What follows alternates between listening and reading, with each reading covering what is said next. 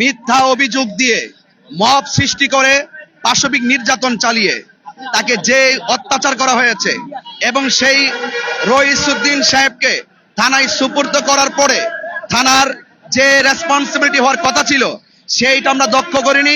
পাশাপাশি একটা অসুস্থ মানুষকে তার নির্যাতনের পরিপ্রেক্ষিতে যাতে চিকিৎসা দরকার সেই ব্যবস্থাপনার পর্যন্ত আমরা দেখিনি।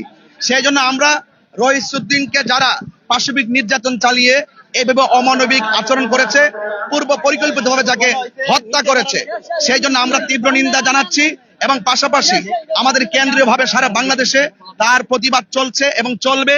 এবং আমাদের একটাই দাবি যে কে বা কারা তার বিরুদ্ধে মিথ্যা অভিযোগ করলো, সেই মিথ্যা অভিযোগের পরিপ্রেক্ষিতে আমার ভাই রইসুদ্দিনকে তারা গ্রেফতার করলো, অথচ মিথ্যা অভিযোগ দিয়ে পাশবিক নির্যাতনের যে চিত্র ফেসবুকে দৃশ্যমান, তারা প্রকাশ্য তাকে এভাবে আঘাত করে, একেবারে আঘাত করে তাকে দিনের বেলা হত্যা করে ফেললো। সেই হত্যাকারীদেরকে প্রশাসন কেন এখনো গ্রেফতার করছে না?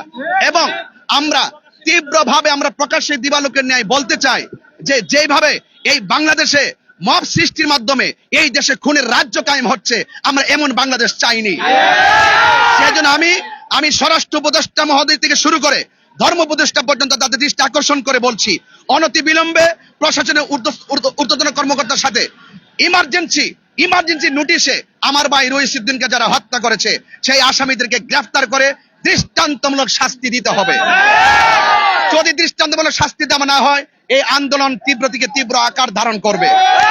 এবং আপনাকে এও বলে দিচ্ছি, একজন মসজিদের ইমাম যদি এই সমস্ত মব সৃষ্টিকারীদের হাত থেকে রক্ষা না পায়, একজন ইমামকে রইসুদ্দিনকে যেভাবে হত্যা করেছে সেই ব্যথা শুধুমাত্র রইসুদ্দিনের শুভাকাঙ্ক্ষী আত্মীয় স্বজনের পাচ্ছে না, সারা বাংলাদেশের আপামর সমস্ত ইমামগণ, সমস্ত আলেমগণ, আপামর দেশ এবং প্রবাসের সকল মানুষ মর্মাহত হয়েছে। আমার মনে হচ্ছে এত বড় দৃশ্যমান হত্যাকাণ্ড যদি এইভাবে চোখের পলকে আড়াল করে দেওয়া হয়, তাহলে আমার মনে হচ্ছে এই বাংলাদেশ আর বাংলাদেশ নেই। এখানে মনে হয় যে এই দেশে মানুষের নিরাপত্তা প্রশাসন নিশ্চিত না করবে, সেই দেশের মানুষ আগামীর ভবিষ্যৎ শুধু মানুষ নয় পুরো দেশটাই অন্ধকারের দিকে নিমজ্জিত হবে।